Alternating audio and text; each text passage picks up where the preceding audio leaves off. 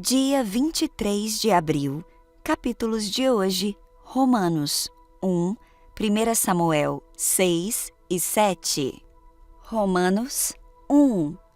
Paulo, servo de Jesus Cristo, chamado para ser apóstolo, separado para o Evangelho de Deus, o qual foi prometido por ele de antemão, por meio dos seus profetas nas Escrituras Sagradas, acerca do seu Filho, que como homem era descendente de Davi, e que mediante o Espírito de Santidade foi declarado Filho de Deus com poder pela sua ressurreição dentre os mortos, Jesus Cristo, nosso Senhor. Por meio dele e por causa do seu nome, recebemos graça e apostolado para chamar dentre todas as nações um povo para a obediência que vem pela fé. E vocês também estão entre os chamados para pertencerem a Jesus Cristo. A todos os que estão em Roma, são amados de Deus e chamados para serem santos.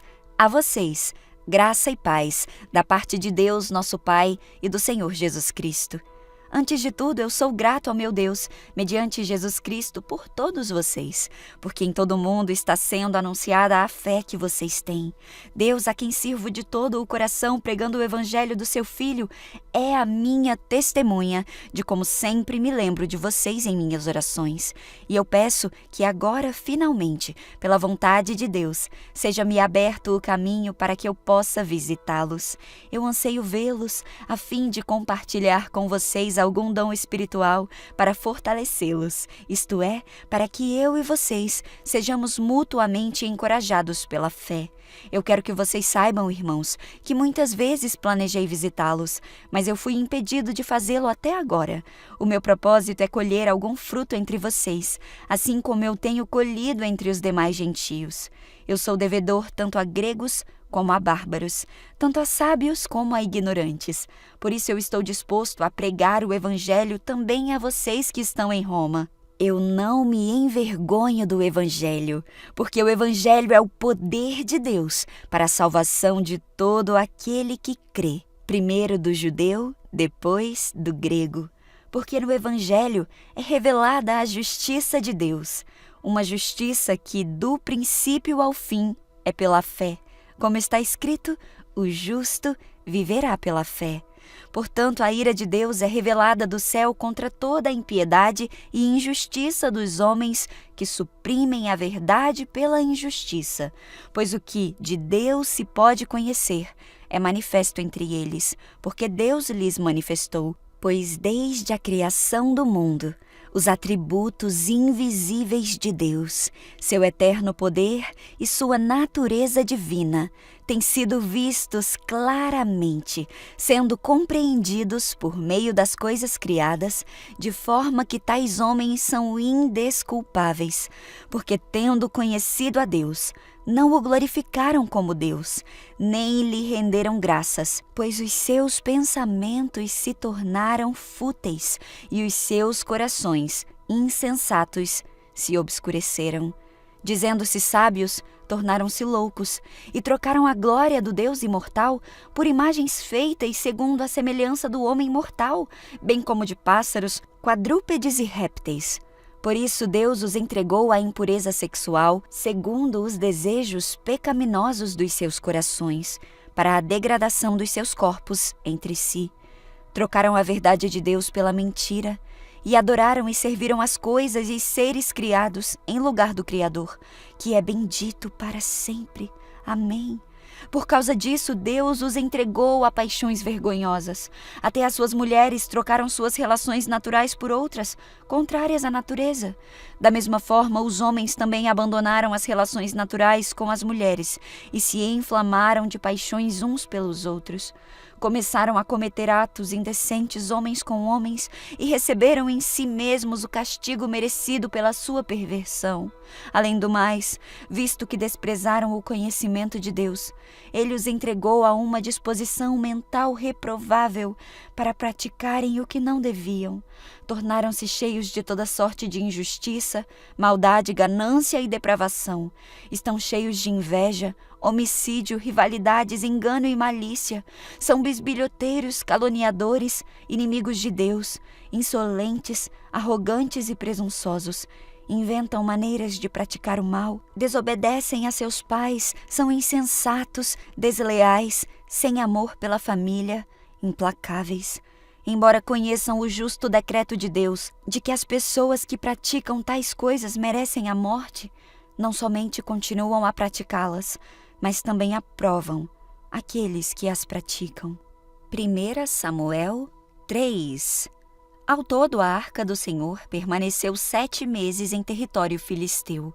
Então os filisteus chamaram seus sacerdotes e adivinhos e lhe perguntaram: "O que faremos com a arca do Senhor? Diga-nos como devemos mandá-la de volta para sua própria terra." Eles responderam: "Se vocês vão mandar a arca do Deus de Israel de volta, enviem com ela uma oferta pela culpa, para que cesse a praga. Então, se forem curados, saberão que foi a mão dele que causou a praga." "Mas que tipo de oferta pela culpa devemos enviar?" perguntaram os filisteus, e eles responderam: "Uma vez que a praga atingiu vocês e os seus 5 governantes, faça 5 tumores de ouro e 5 ratos de ouro, como os que devastaram a sua terra. Façam essas imagens de tumores e de ratos para demonstrar honra ao Deus de Israel. Quem sabe ele pare de afligir vocês, seus deuses e a sua terra. Não endureçam o coração como fizeram o faraó e os egípcios, que só deixaram Israel partir quando Deus os castigou severamente. Agora construam uma carroça nova e escolham 2 vacas que tenham acabado de dar cria e sobre as quais nunca tenha sido colocada a canga de um arado. Atrelem as vacas à carroça, mas prendam num curral os bezerros recém-nascidos. Coloquem a arca do Senhor sobre a carroça e ao lado dela ponham uma caixa com os objetos de ouro que vocês enviarão como oferta pela culpa. Então deixem as vacas irem para onde quiserem. Se elas atravessarem a fronteira da nossa terra e se dirigirem a Bet-Semes, saberemos que foi o Senhor que trouxe sobre nós essa grande calamidade. Do contrário, saberemos que não foi a mão dele que pesou sobre nós, mas que isso aconteceu só por acaso." Os filisteus seguiram as instruções, atrelaram 2 vacas à carroça e prenderam num curral os bezerros recém-nascidos. Colocaram sobre a carroça a arca do Senhor e a caixa com os ratos de ouro e os tumores de ouro. E de fato as vacas não se desviaram nem para um lado nem para o outro, mas seguiram direto pela estrada para Bet-Semes, mugindo por todo o caminho. Os governantes filisteus as acompanharam até a fronteira de Bet-Semes. Os moradores de Bet-Semes estavam colhendo trigo no vale, e quando viram a arca, se encheram de alegria. A carroça entrou no campo de um homem chamado Josué e parou ao lado de uma grande pedra. Então o povo quebrou a madeira da carroça para fazer fogo, matou as vacas e as ofereceu ao Senhor como holocausto. Os homens da tribo de Levi retiraram da carroça a arca do Senhor e a caixa com os objetos de ouro e os colocaram sobre a grande pedra. Naquele dia, o povo de Bet-Semes ofereceu ao Senhor sacrifícios e holocaustos. Os 5 governantes filisteus viram tudo isso e no mesmo dia voltaram para Ecrom. Os 5 tumores de ouro enviados pelos filisteus ao Senhor como oferta pela culpa eram presentes dos governantes de Asdod, Gaza, Ascalon, Gat e Ecrom. Os 5 ratos de ouro representavam as 5 cidades filisteias e os povoados ao redor, controlados pelos 5 governantes. A grande pedra sobre a qual a arca do Senhor foi colocada se encontra até hoje no campo de Josué, em Bet-Semes, como testemunha do que aconteceu ali. O Senhor matou 70 homens de Bet-Semes porque olharam para dentro da arca do Senhor, e o povo chorou muito por causa da grande matança. "Quem pode estar na presença do Senhor, este Deus Santo? Para onde mandaremos a arca daqui?" clamaram. Então enviaram mensageiros ao povo de Quiriate-Jeraim e disseram: "Os filisteus devolveram a arca do Senhor. Venham buscá-la." 1 Samuel 7. Então os homens de Quiriate-Jeraim foram buscar a arca do Senhor. Eles a levaram até a cidade de Abinadab, numa colina, e consagraram seu filho Eleazar para tomar conta da arca do Senhor. A arca permaneceu em Criate-Jeraim por muito tempo, 20 anos ao total. Durante esse período, todo Israel lamentava à espera de alguma ação do Senhor. Então Samuel disse a todo o povo de Israel: se de fato vocês desejam, de todo o coração, voltar ao Senhor, livrem-se dos seus deuses estrangeiros e de suas imagens de Astarote. Voltem o coração para o Senhor e obedeçam somente a Ele. Então Ele os livrará das mãos dos filisteus. Assim, os israelitas se desfizeram das suas imagens de Baal e de Astarote e serviram somente ao Senhor. Então Samuel lhes disse: reúnam todo o povo de Israel em Mispá, e eu orarei ao Senhor por vocês. Eles se reuniram em Mispá e tiraram água do poço e a derramaram diante do Senhor. Também jejuaram o dia todo e confessaram que haviam pecado contra o Senhor. Foi em Mispá que Samuel se tornou juiz em Israel. Quando os governantes filisteus ouviram que os israelitas haviam se reunido em Mispá, mobilizaram seu exército e avançaram.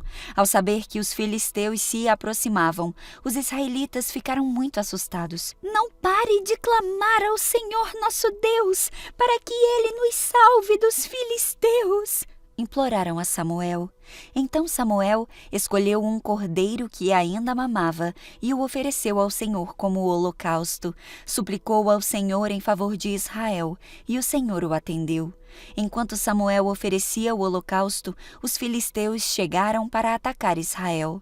Naquele dia, porém, o Senhor falou do céu com voz poderosa de trovão, provocando pânico entre os filisteus, e eles foram derrotados diante dos israelitas. Os soldados de Israel os perseguiram desde Mispá até um lugar abaixo de Bet-car, matando-os ao longo do caminho. Então Samuel pegou uma pedra grande e a colocou entre as cidades de Mispá e Gessana. Deu à pedra o nome de Ebenezer, pois disse: até aqui o Senhor nos ajudou. Assim os filisteus foram derrotados e não voltaram a invadir Israel por algum tempo. Durante toda a vida de Samuel, a mão do Senhor esteve contra os filisteus. As cidades israelitas que os filisteus tinham conquistado entre Ecrom e Gate foram devolvidas a Israel, junto com o restante do território que os filisteus haviam tomado. E houve paz entre Israel e os amorreus naqueles dias. Samuel continuou como juiz em Israel pelo resto de sua vida. A cada ano, viajava pelo território e julgava o povo de Israel em 3 locais. Primeiro em Betel, depois em Gilgal e por fim em Mispá. Então ele voltava para sua casa em Ramá, de onde liderava Israel como juiz. Ali, Samuel construiu um altar para o Senhor.